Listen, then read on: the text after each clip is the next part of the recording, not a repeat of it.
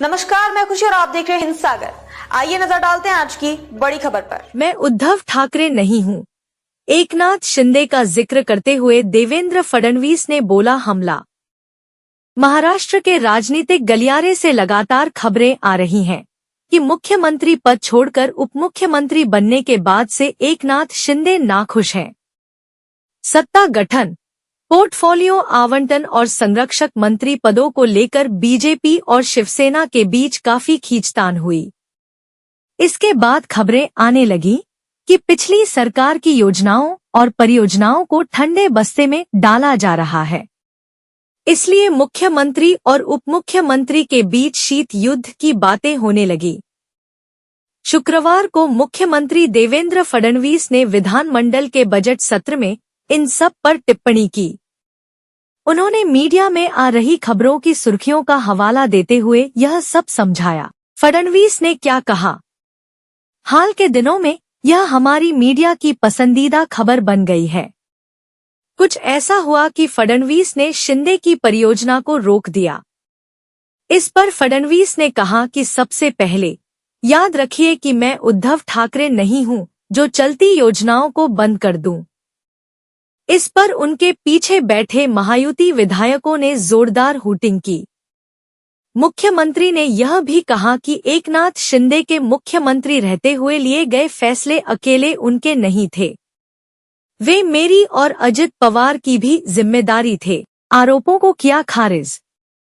उन्होंने कहा कि भारतीय जनता पार्टी, बीजेपी, शिवसेना और राष्ट्रवादी कांग्रेस पार्टी एनसीपी की महायुति सरकार समन्वय से काम करती है और गठबंधन के सभी नेता निर्णय लेने में शामिल होते हैं। मुख्यमंत्री ने दावा किया कि मीडिया में गुणवत्तापूर्ण समाचारों और विपक्षी दलों की ओर से गुणवत्तापूर्ण आलोचना का अभाव है। उन्होंने परियोजनाओं पर रोक लगाने के आरोपों को खारिज करते हुए कहा कि यहां तक कि अगर कोई संभागीय आयुक्त किसी योजना अथवा परियोजना पर रोक लगाता है, यदि वह केंद्र सरकार के दिशा निर्देशों को पूरा नहीं करती है, तो ऐसा कहा जाता है कि मैंने रोक लगा दी है। 100 दिन की कार्य योजना तैयार। फडणवीस ने कहा कि पिछले साल विधानसभा चुनाव में महायुति को भारी जनादेश मिला था। उन्होंने कहा कि लोगों ने महायुति में अपना भरोसा जताया है और हम उनके सपनों और आकांक्षाओं को पूरा करने के लिए भविष्य की कार्य योजना पर काम कर रहे हैं।